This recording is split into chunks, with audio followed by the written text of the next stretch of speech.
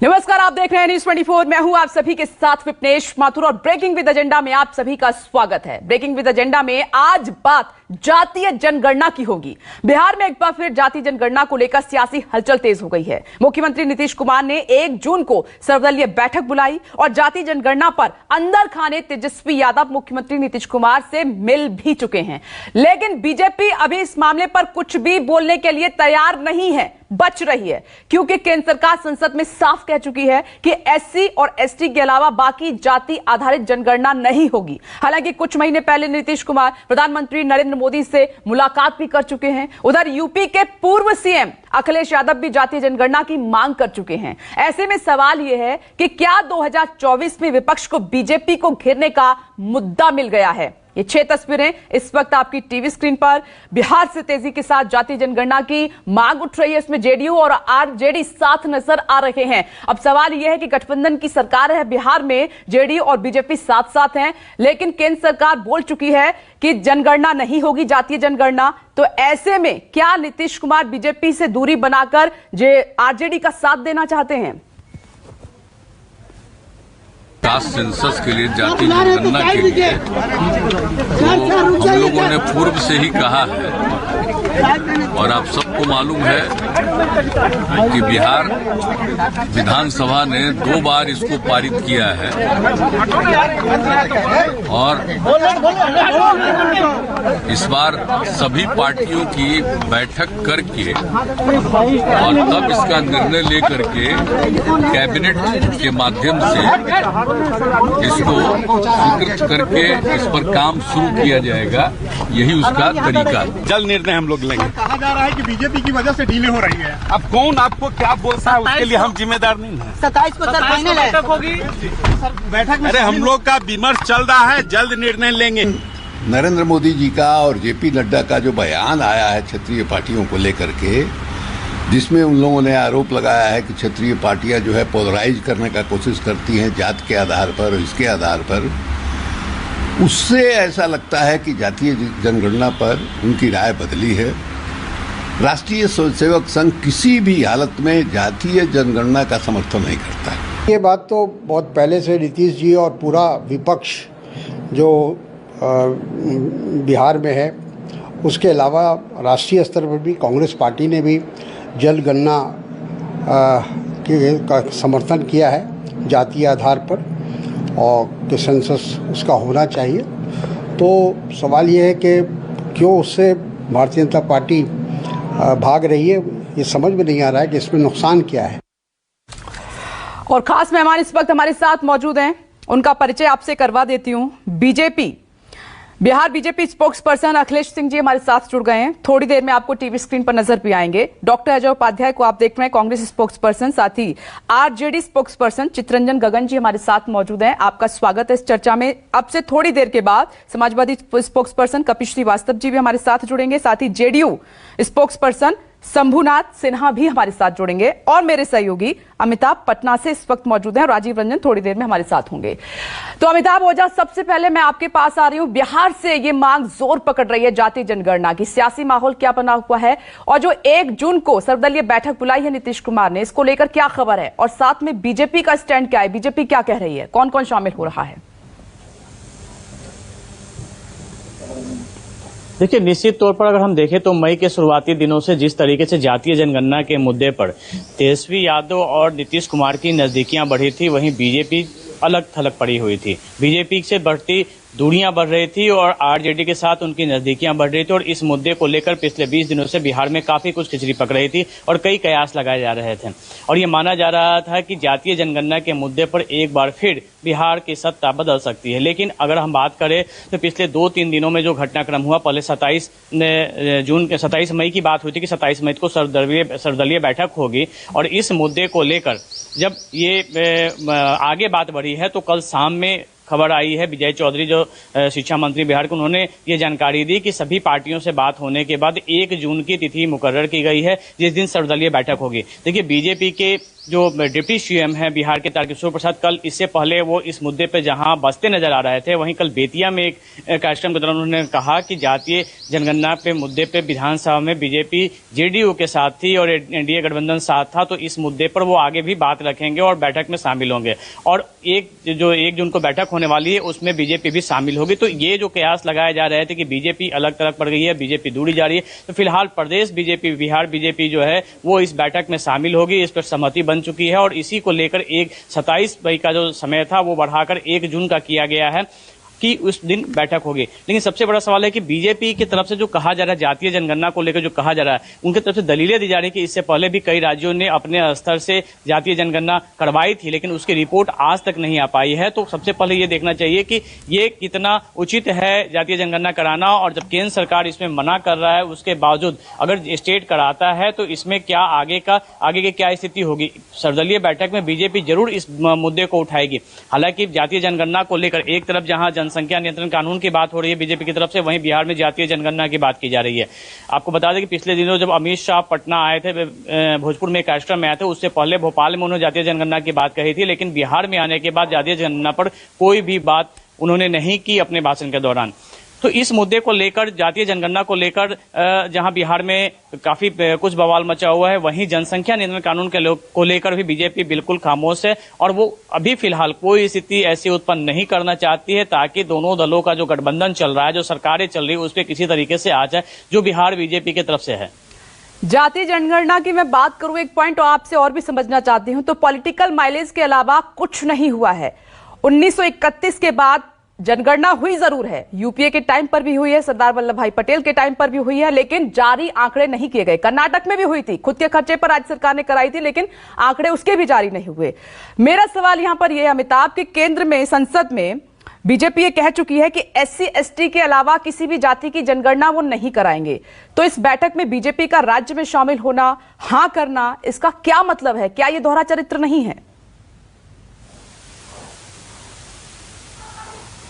देखिए, इससे पहले भी विधानसभा में जब जातीय जनगणना के मुद्दे पर सर्वदलीय बैठक हुई थी और वहां प्रस्ताव जब पास हुआ था, बीजेपी उसमें शामिल थी, सरकार के साथ थी।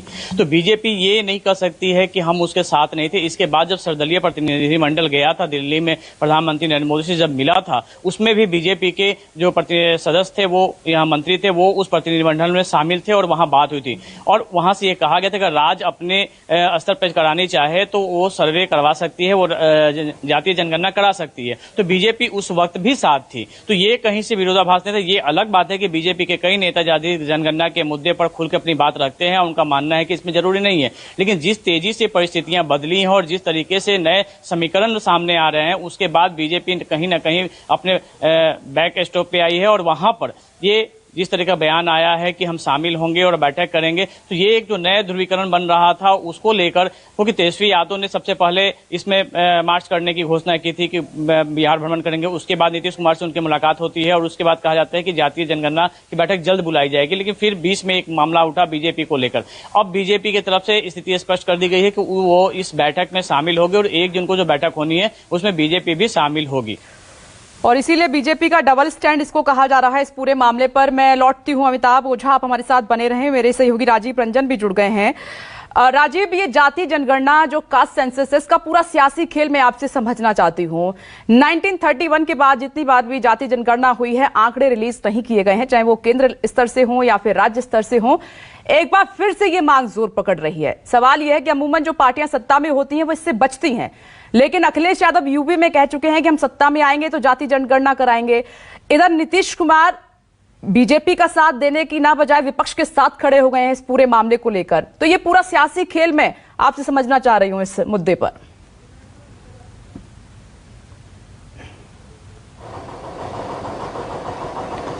देखिए विपनेश, 2-3 बातें बहुत महत्वपूर्ण है। पहली बात यह है कि राज्य सरकारें जो ये जनगणना कराने की बात करती हैं, ये राजनीतिक स्टंट से ज्यादा कुछ नहीं है। इसकी कोई वैधानिकता नहीं है, क्योंकि ये केंद्र का काम है। राज्य सरकारें जातिगत जनगणना करा के एक प्रेशर भले क्रिएट कर सकती है, अपने स्टेट में करा सकती है, लेकिन उसकी कोई वैधानिकता नहीं है। केंद्र सरकार अगर नहीं कराए और उसके आंकड़े वो न जारी करे तो ये केवल दबाव बनाने की राजनीति है। दूसरी बात, ये जातिगत जनगणना की बात बिहार से इतनी तेजी से क्यों उठ रही है?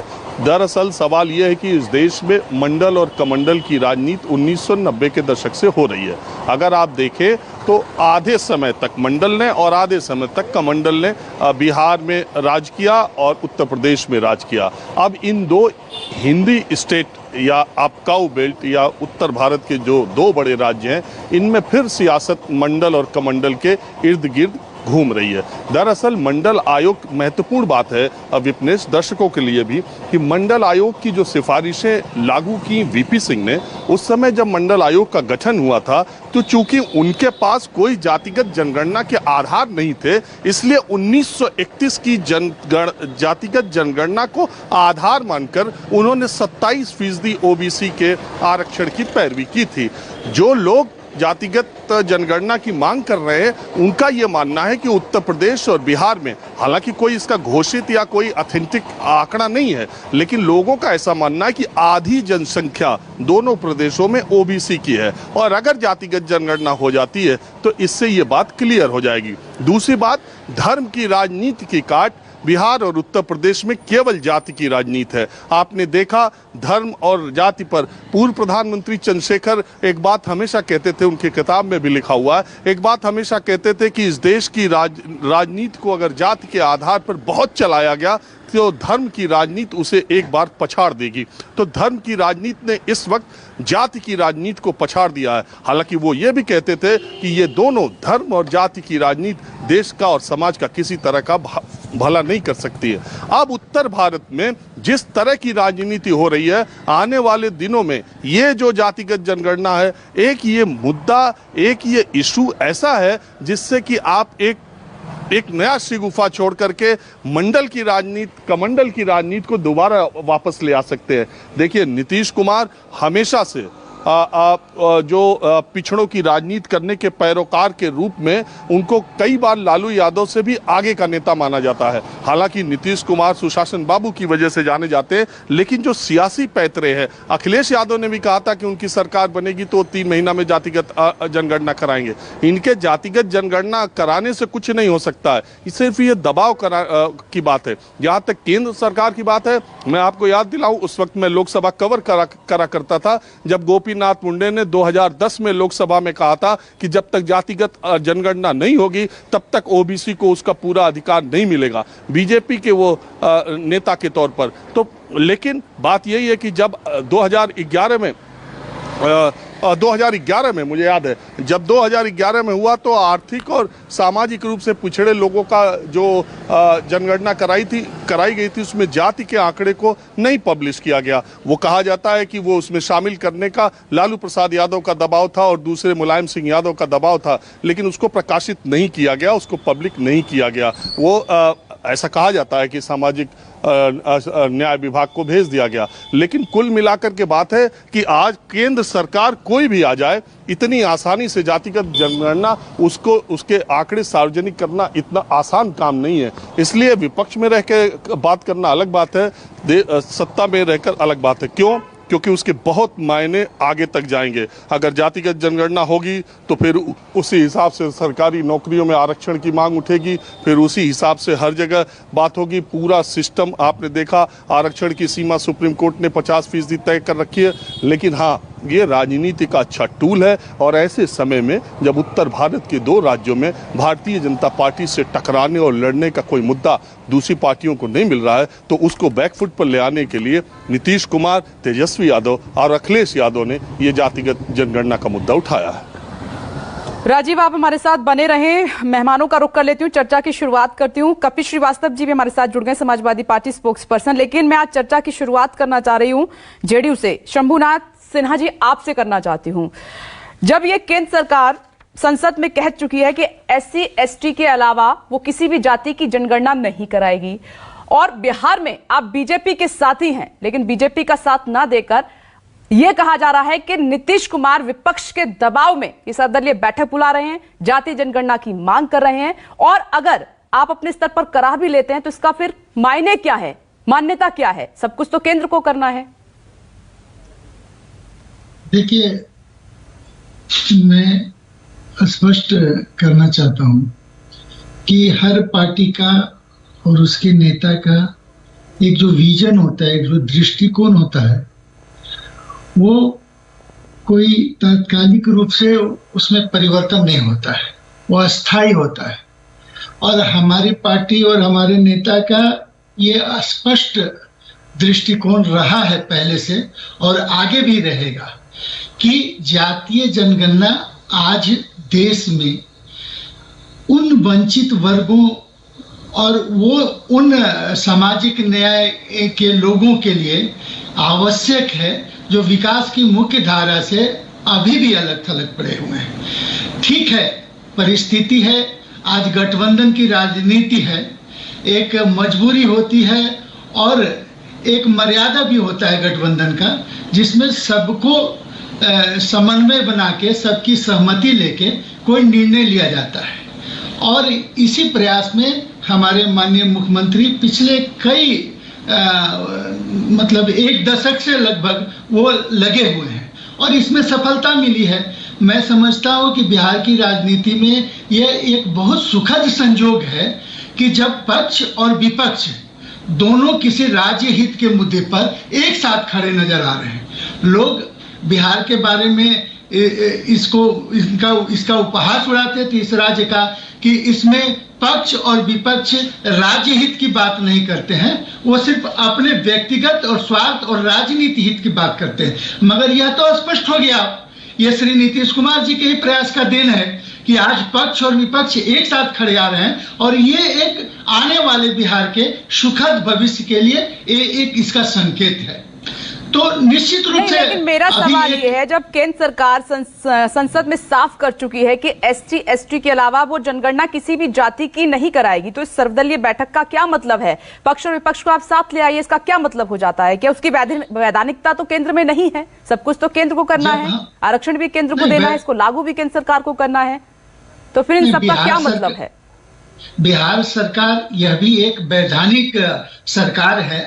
अगर बिहार सरकार में सर्वसम्मति से कोई निर्णय होता है और सरकार उसको यदि लागू करना चाहती है तो राज्य सरकार के पास भी उनके अपने सीमित संसाधन हैं, वो कर सकते हैं, इसमें कोई रोक नहीं। और मुझे जो जानकारी है इस संबंध में प्रधानमंत्री जी से जब जो ये प्रतिनिधि मंडल गया था सर्वदलीय, उसमें भारतीय जनता पार्टी के भी हमारे नेता साथी लोग थे और जो बातें सामने आई उसमें प्रधानमंत्री जी ने स्पष्ट कहा था कि यदि कोई राज्य सरकार अपने स्तर से इस तरह के कार्य करवाना चाहती है तो स्वतंत्र है।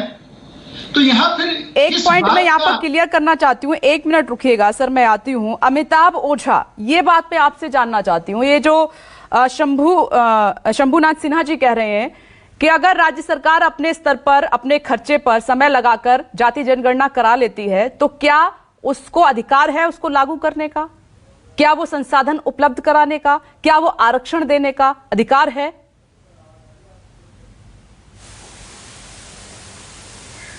देखिए, विधानसभा में जो इससे पहले जो है 2 बार जातीय जनगणना के मुद्दे पे प्रस्ताव पारित हुआ था और उसके बाद एक सर्वदलीय कमेटी बनी थी जो प्रधानमंत्री से मिली थी और प्रधानमंत्री ने ये बात जरूर कही थी कि अगर कोई राज्य अगर चाहता है कि वो अपने संसाधनों के बूते अगर वो जातीय जनगणना कराना चाहता है तो वो करा सकती है। लेकिन साथ ही बीजेपी का ये भी कहना है कि इससे पहले भी 2 राज्यों ने, केरल में और कर्नाटका में जातीय जनगणना हुई थी, लेकिन आज वर्षों बाद भी उसकी रिपोर्ट नहीं आ सकी।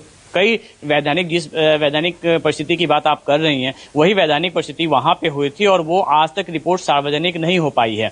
इससे पहले भी केंद्र स्तर पे हुआ था, उसकी रिपोर्ट भी सार्वजनिक नहीं हो पाई थी, क्योंकि जैसा राजीव रंजन ने बताया कि ये बहुत बड़ा मुद्दा बना हुआ है और उस मुद्दा सिर्फ ये मुद्दे की राजनीति हो रही है, क्योंकि यहाँ पर कहें कि इसकी वैधानिकता को लेकर स्थिति स्पष्ट है। पूर्व के राज्यों ने जो करवाया था जनगणना, उसकी रिपोर्ट नहीं आना यह दर्शाता है कि इसके बाद में आगे में कई परेशानी है। लेकिन फिलहाल ये एक मुद्दा जरूर बना हुआ है बिहार में और इस मुद्दे को लेकर ही ये बैठक का आयोजन किया जा रहा है, उसको लागू नहीं करा सकती, जनगणना जरूर करा सकती है। यानी कि इसमें राजनीति के अलावा और कुछ नजर नहीं आ रहा है। ये लोगों को धोखा देने जैसी बात है, क्योंकि होगा सब केंद्र से। आप पैसे की बर्बादी करेंगे, समय की बर्बादी करेंगे।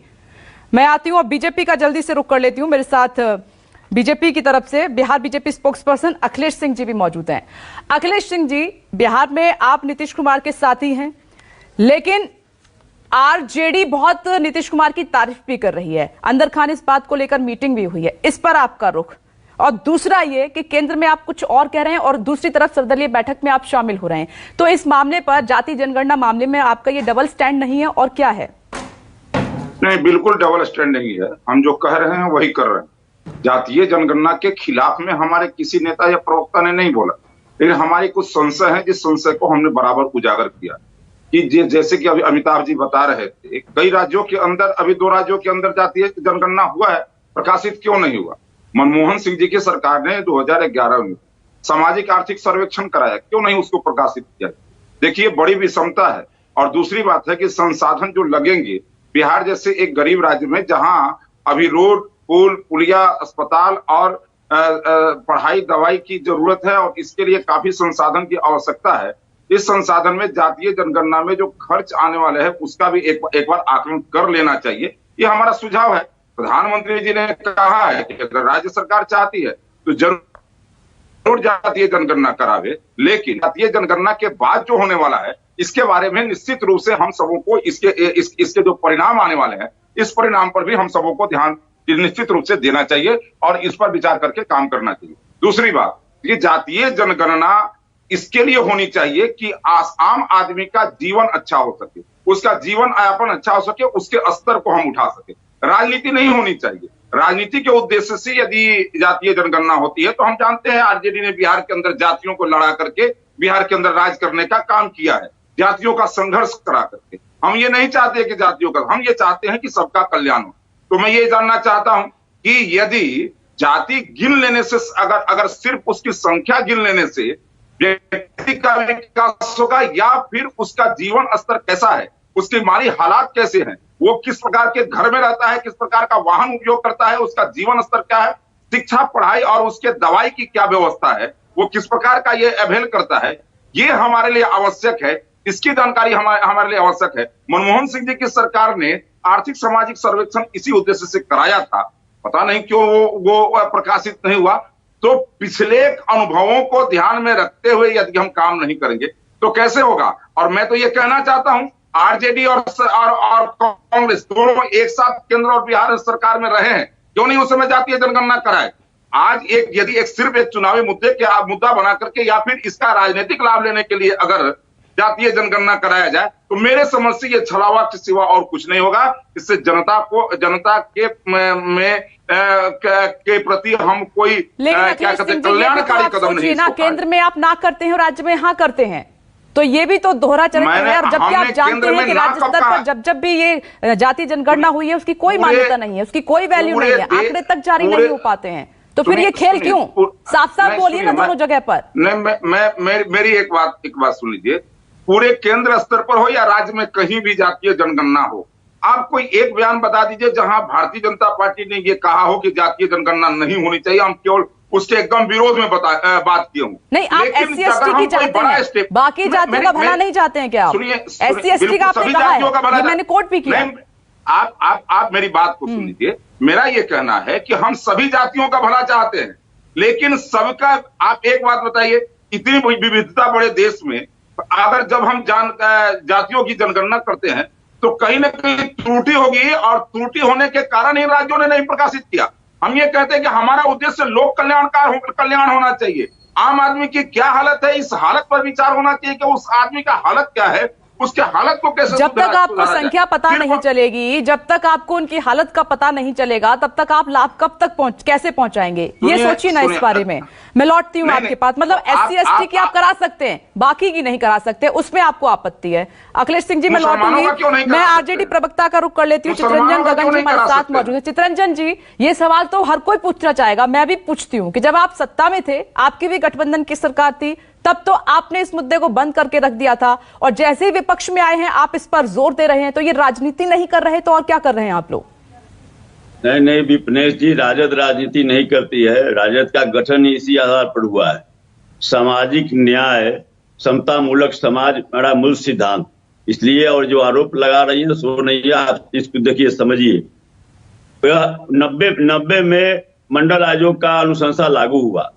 उस समय जनता दल की सरकार थी, हमारे राष्ट्रीय अध्यक्ष लालू जी उसमें थे, और लालू जी और नेताओं के दबाव में मंडल आयोग का अनुशंसा लागू किया गया।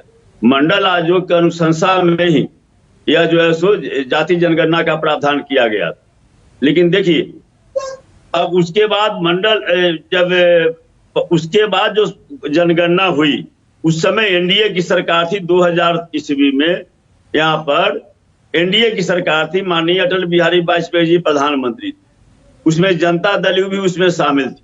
लेकिन 2000 में मंडल आयोग की अनुशंसा लागू करने के बाद में पहली बार जातीय जनगणना 2000 में हुआ, जिसमें जातीयगत जनगणना नहीं करवाया गया। उस समय राजद सत्ता में नहीं थी, भाजपा और जनता दल थे जो एनडीए की सरकार थी। और उसके बाद 2010 में फिर जनगणना का मामला आया और उस समय यूपीए की सरकार थी और इस यूपीए में राष्ट्रीय जनता दल भी शामिल था और माननीय लालू जी के दबाव में और जो है सो अन्य जो थे उनके दबाव में जो है सो यूपीए सरकार ने जातिगत जनगणना कराने का निर्णय लिया। लेकिन उसका हुआ क्या? जनगणना नहीं सुन लीजिए विपिनेश जी, मैं बता रहा हूँ, वही तो मैं बता रहा हूँ। और जातिगत जनगणना होने के बाद में जब उसका रिपोर्ट आया, फाइनल रिपोर्ट आया, तब तक यूपीए की सरकार जा चुकी थी, एनडीए की सरकार बनी, माननीय नरेंद्र मोदी जी प्रधानमंत्री बने। और उसके बाद जो है सो जब वह जारी किया गया तो उसमें जातिगत जो जनगणना हुआ था उसको जारी नहीं किया गया। इसके खिलाफ में आवाज उठाया गया तो सरकार द्वारा, केंद्र सरकार द्वारा, जो एनडीए की सरकार थी उसके द्वारा कहा गया कि यह जो जनगणना हुई है जातिगत जनगणना, इसमें कुछ त्रुटियां रह गई है। माननीय राजनाथ सिंह का बयान आप देख लीजिए। राजनाथ सिंह जी उस समय गृह मंत्री थे और उनके द्वारा यह बयान दिया गया कि कुछ त्रुटियां रह गई है, इसलिए जो है सो इसको जारी नहीं किया जाता है। लेकिन अगली बार जब जब जनगणना होगा तो उसमें जातीय जनगणना कराई जाएगी।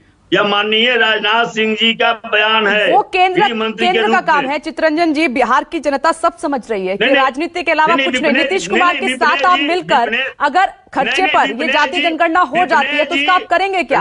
उस रिपोर्ट को भी आप बंद करके रख देंगे, उसका फायदा क्या है? मान्य तो है नहीं, केंद्र मानेगा नहीं क्योंकि केंद्र सरकार मना कर चुकी है। की जरूरत नहीं है। राजद दोहरा चरित्र नहीं रखता है। मेरा स्टैंड क्लियर है। मेरा गठन ही, मेरे पार्टी का गठन ही इसी आधार पर हुआ है। और बाबू जी ने जो आवाज उठाया और मामला को आगे बढ़ाया, आज तेजस्वी जी ने नहीं, इस मामले में आप नीतीश कुमार के साथ नहीं मिले हुए हैं क्या?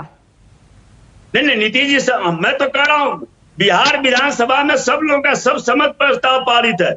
अब उसके बाद भाजपा विधानसभा में समर्थन करती है, प्रधानमंत्री से मिलने जाती है और इफ बट जो अभी अरविंद जी जो बोल रहे थे, अभी भी इनका नियत साफ नहीं है। तेज प्रताप जी कह रहे हैं कि हमारी एक सीक्रेट डील हो गई है नीतीश कुमार जी से, तो क्या ये सीक्रेट डील वो है कि 2024 के लिए मुद्दे को भुनाया जाए और बीजेपी पर प्रेशर बनाया जाए?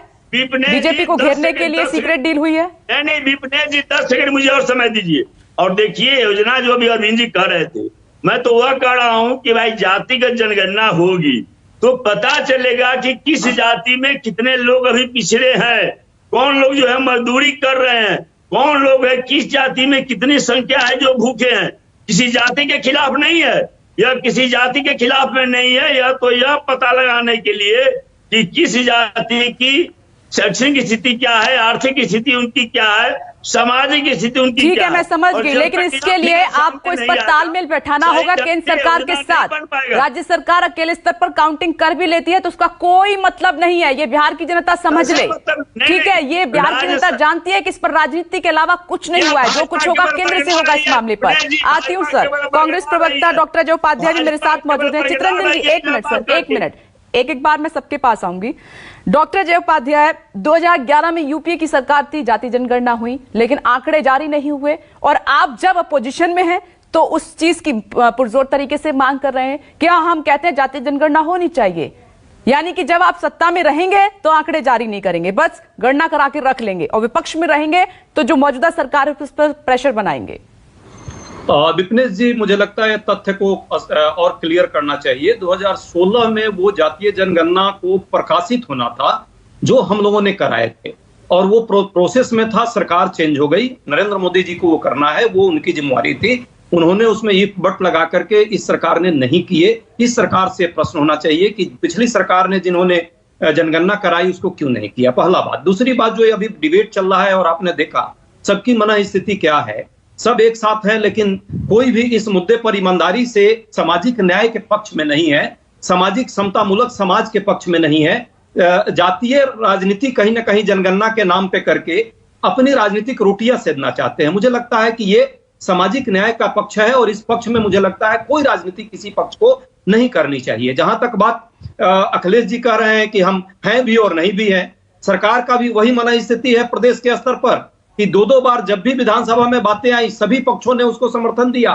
कैबिनेट में जब पास कराएंगे माननीय नीतीश कुमार जी, तब क्या स्टैंड होगा अखिलेश जी का, भाजपा के लोगों का, ये बड़ा स्पष्ट होना चाहिए और क्लियर होना चाहिए। तीसरी बात, जातीय जब जेडीयू और भाजपा में जब लड़ाई होती है, जो अखिलेश जी ने स्पष्ट कह भी दिया, तो नीतीश जी जो है जातीय जनगणना का एक अस्त्र शस्त्र के रूप में उपयोग करके इस गांडीव का उपयोग कर रहे हैं। मुझे लगता है कि ईमानदारी से, दिल से जातीय उत्थान होना चाहिए, सशक्तिकरण होना चाहिए, इसके लिए काम होना चाहिए। और जब ये बात है तो जब आप केंद्र में थे तब उत्थान क्यों नहीं कर पाए? 10 सेकंड हमने किया, हमने तो हमने जनगणना देखकर दिया है, उसको प्रकाशित इनसे कहिए कराए, पहली बात। 10 सेकंड सिर्फ दीजिए। दूसरी बात, सिर्फ जातीय जनगणना क्यों, जातीय उप जनगणना भी करा लीजिए। इससे इन सभी लोगों की पोल पट्टी खुल जाएगी कि उस जाति के लोगों का जिनको आरक्षण का लाभ मिलना चाहिए उस विद इन द जाति, उसको नहीं मिल रही है।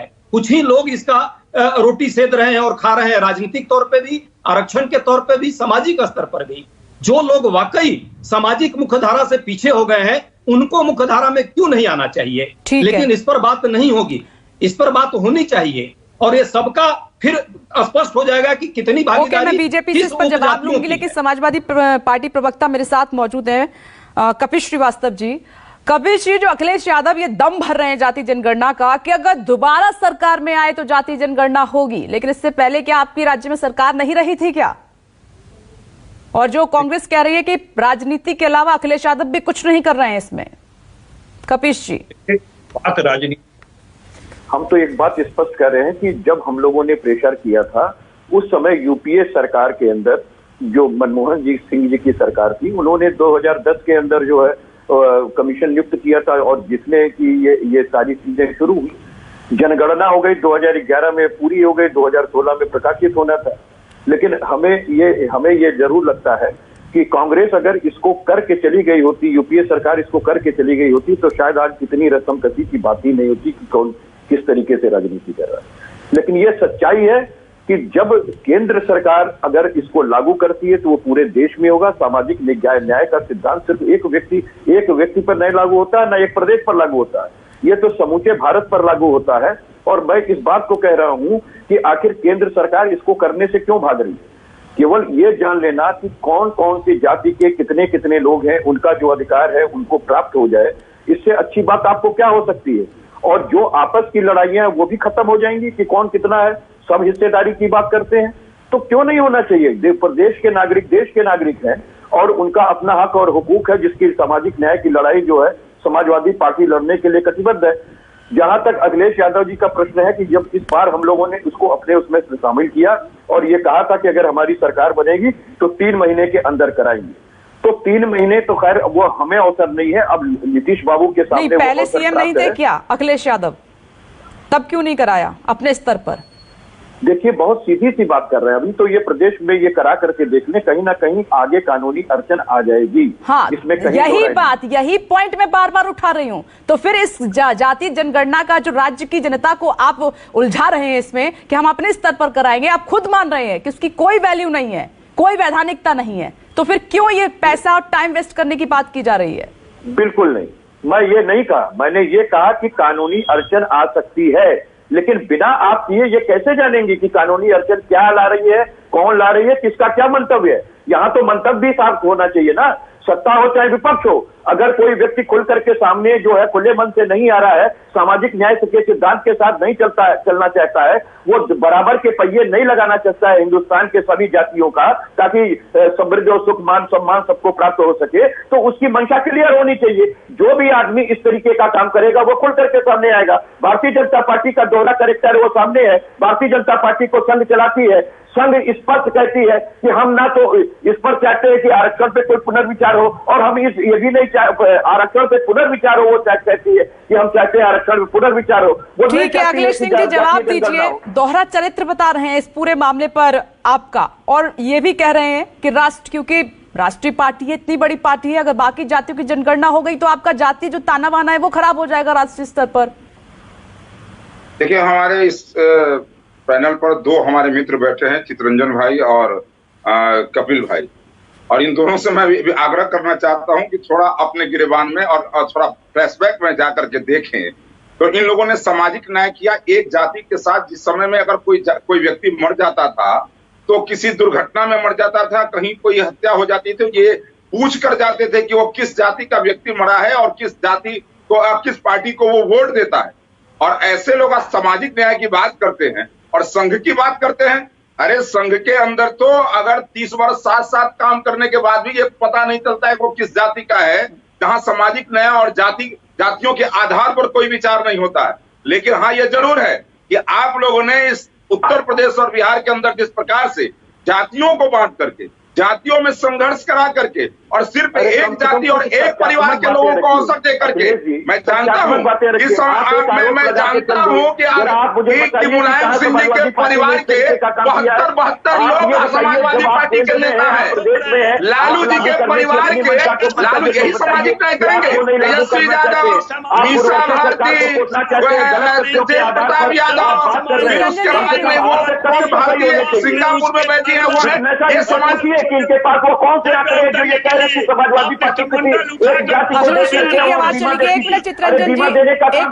कंपनियों का होता है, समाजवादी पार्टी का नहीं होता है, जो किसानों के आधार पे उसको अलग अलग कर लेंगे। इनका चरित्र और चेहरा पूरा सब लोग ठीक है अखिलेश जी, चितरंजन जी और कपिल जी, एक मिनट रुकिएगा, तीनों से मेरी रिक्वेस्ट है, एक मिनट रुकिए। ये जो आरोप आप लगा रहे हैं इस पर आऊंगी, एक मिनट रुकिएगा।